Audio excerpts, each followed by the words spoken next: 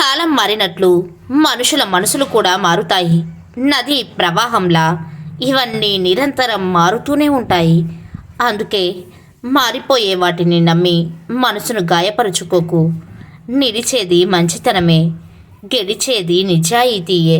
జీవితంలో ఏదైనా సరే ఇష్టపడితేనే నచ్చుతుంది, కష్టపడితేనే దక్కుతుంది, నిలబెట్టుకుంటూనే మిగులుతుంది. ప్రపంచం నిన్ను గమనిస్తుందేమో అనే భయం కంటే నిన్ను నువ్వు నమ్మకపోవడమే పెద్ద చీకటి.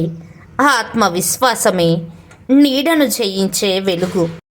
మనల్ని 10 అడుగులు దూరం పెట్టాలనుకునే వాళ్లకు మనమే 10 అడుగులు దూరంగా ఉండాలి. ఎందుకంటే గౌరవం లేని చోట గడప తొక్కినా మనల్ని చులకనగానే చూస్తారు.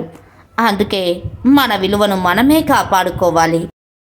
కొన్ని మార్గాలు మూసుకుపోవడం శాపం కాదు, తప్పుదారిలో వెళ్లకుండా భగవంతుడు ఇచ్చిన హెచ్చరిక.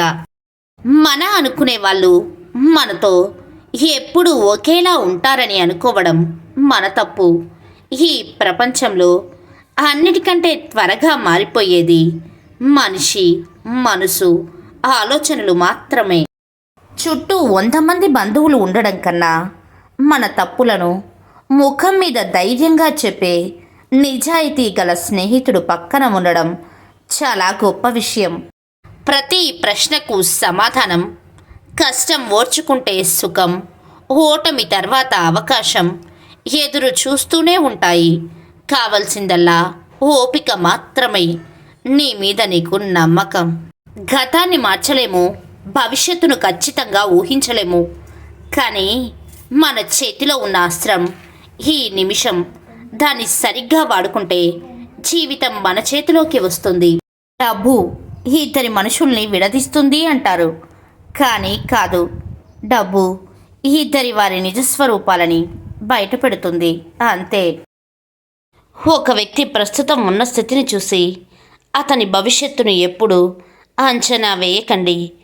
ఎందుకంటే రేపు అనే ఒక రోజుకు ఎంత శక్తి ఉంది అంటే అది మామూలు రాయిని కూడా మెల్లిమెల్లిగా రత్నంగా మార్చేయగలదు. మిత్రమా, నీ జీవితం ఒకరి చేతిలో ఆటబొమ్మ కాకూడదు.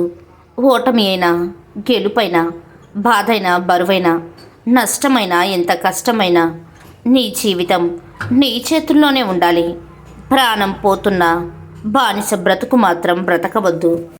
మనం బాధపడతామని అబద్ధం చెప్పేవారికంటే మనం బాధపడినా పర్వాలేదని నిజం చెప్పేవారిని నమ్మడమే మంచిది మిత్రమా.